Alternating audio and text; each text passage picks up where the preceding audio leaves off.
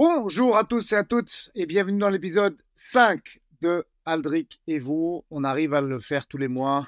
Je suis content. J'aimerais le faire encore plus souvent. On va peut-être y arriver dans l'organisation. J'aime bien le jeu des questions-réponses sur Instagram aussi. Donc, j'essaierai de le faire chaque début de semaine et je garderai des questions pour les épisodes sur la chaîne Fight Mind. Yo, this is Dustin Poirier. Bienvenue à Fight Minds. sous Fight Minds. Bienvenue sur Fight Minds.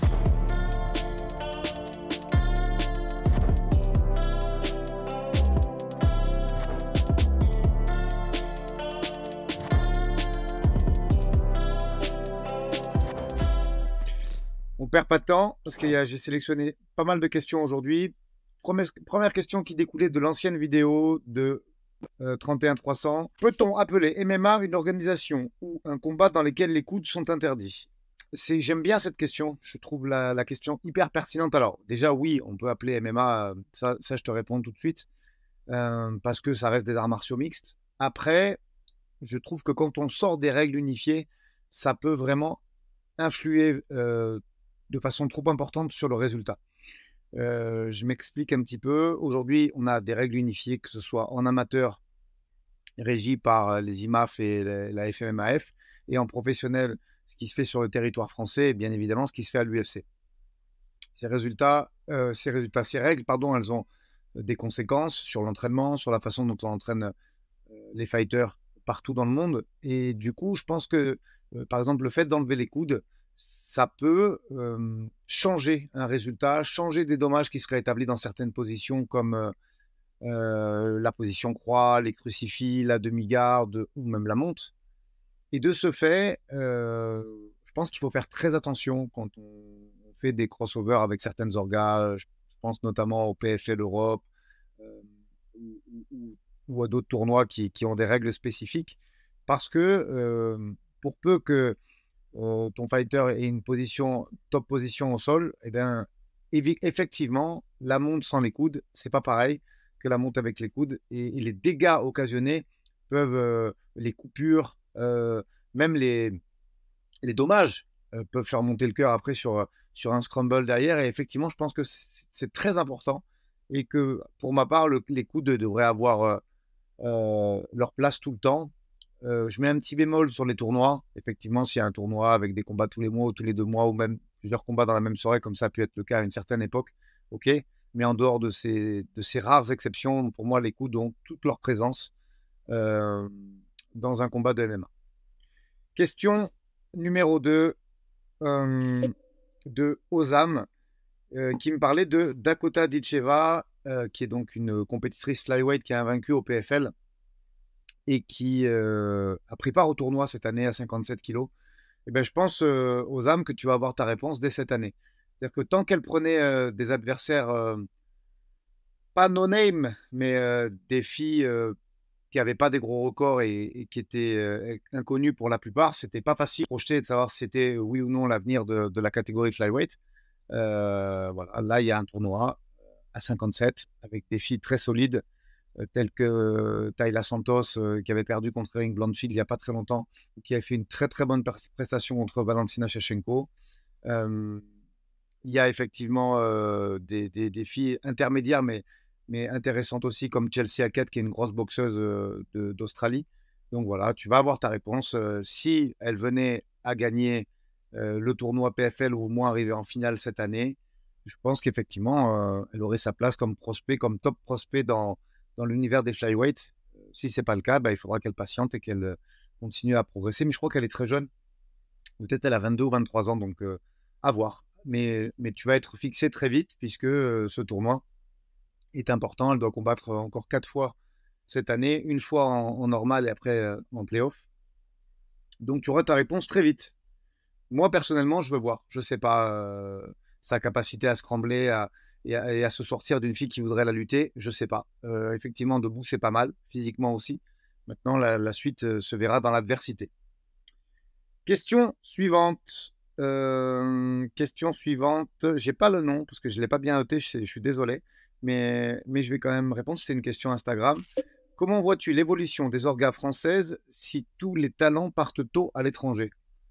Ben, je suis pas d'accord. Moi, je trouve en ce moment que, je vois des belles choses en France, avec beaucoup de talent. Je vois une scène amateur qui est fournie, en plus des ligues,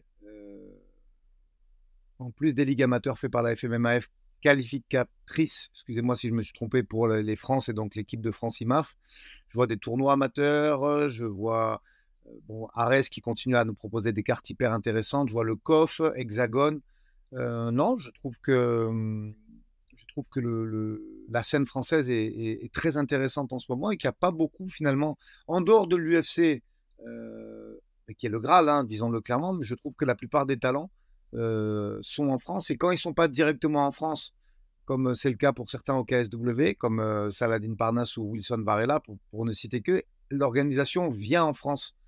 Donc non, moi je trouve en ce moment que le MMA tricolore est très bien représenté, qu'on a des galas quasiment toutes les semaines avec des fight cards hyper intéressantes et que j'essaie de regarder un peu tout ce qui se passe, mais presque, tu vois, cette semaine, on avait un UFC, un Hexagone en France et quand tu regardes ce qui se passait dans le monde entier, il y avait un LFA, je crois, et un Jungle Fight qui était vraiment pas ouf, disons-le clairement. J'ai essayé de regarder ça ce matin au réveil. Donc, je trouve, moi, que c'est très bien ce qui se passe en ce moment et que même si on a des représentants qui veulent aller au KSW ou au Cage Warrior, comme c'était le cas pour Nicolas Leblond, on a des combats de qualité sur le sol français et c'est hyper intéressant ce qu'on y voit en ce moment. Moi, je suis très fan et je regarde à peu près tout ce qui se fait sur le sol français. Je trouve que les fight cards sont très intéressantes, même en amateur. On voit des trucs avec un niveau très élevé. Salut! Pour une meilleure progression, il vaut mieux full MMA ou séparer les disciplines.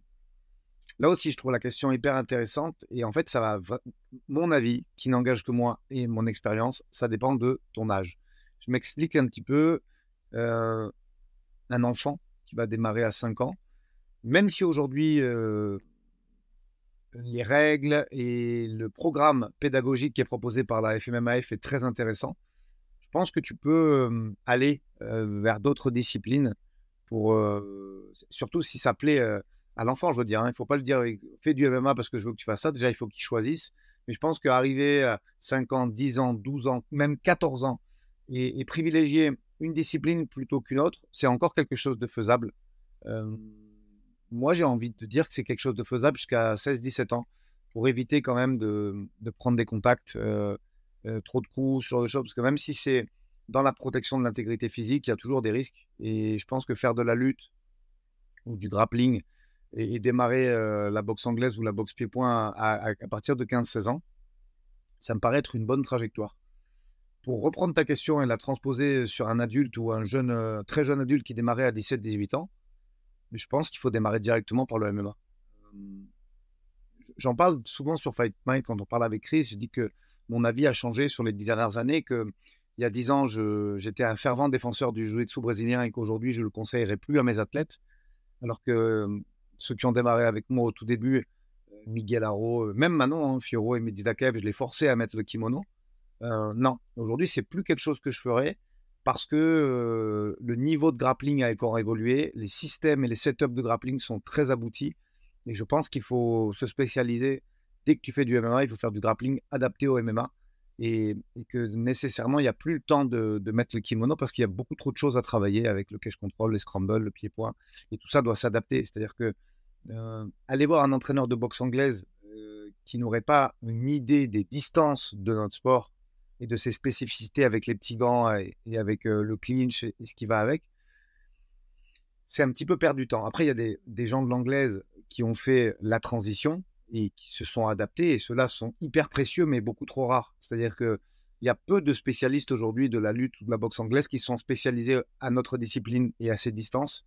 Du coup, je pense qu'il faut aller vers un gym de MMA compétent avec des professeurs aguerris et qui ont cette expérience de ce sport, de ses spécificités et qui ont montré leurs preuves en amateur. Ça suffit, pas besoin d'aller chercher des carrières pro. Si déjà les amateurs performent, tu peux t'inscrire dans ce club, je pense que c'est bien. Et ça te permettra de passer tes paliers tranquillement et tes étapes de combattant. Question suivante. Qui sont les membres de l'équipe Boxing Squad? On a vu des nouvelles têtes récemment. Ce sera la dernière question. Elle est toujours axée MMA, mais elle est un peu perso et pro à la fois, donc je l'ai mise en dernier.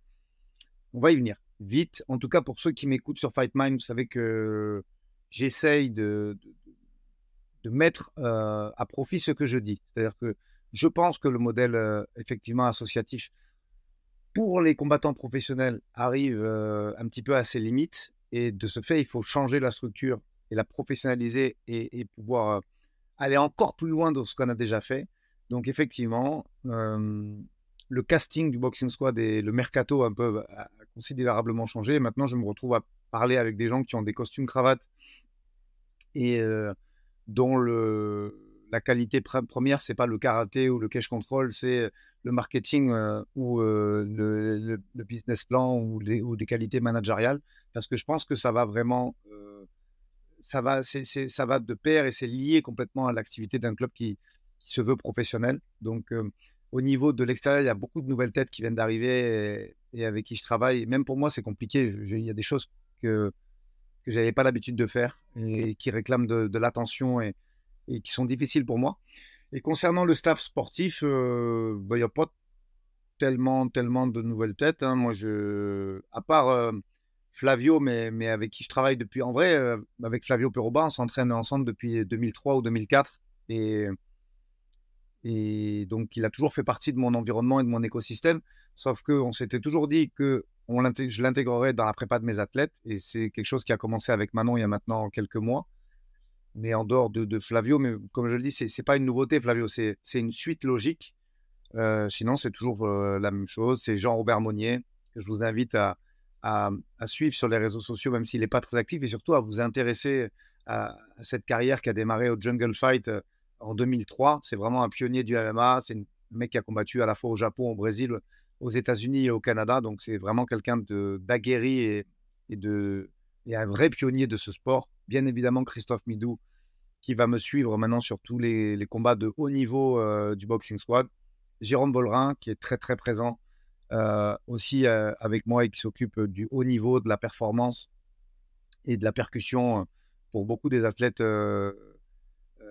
du club qui performent à très haut niveau. Jean-Marc Toesca, avec qui j'ai passé ma journée d'hier pour la MMA League et qui prend de plus en plus d'importance dans l'équipe. Et voilà, vient de la boxe anglaise. Il a entraîné des gens très, très forts en anglaise comme Carlos Takam ou Hassan Ndam.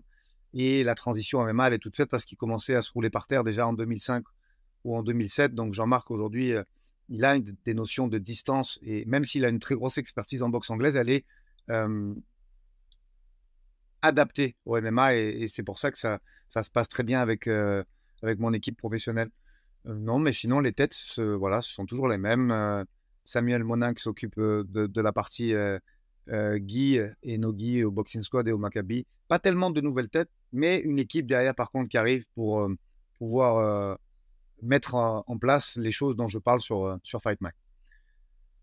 Voilà, je répète encore, suivez-moi sur Instagram si vous voulez qu'on continue ces questions-réponses. J'essaierai de le faire chaque début de semaine. Je garderai les questions les plus intéressantes pour Fight Mind. Je répondrai directement aux autres sur Instagram. Et puis dans l'intervalle, à très vite.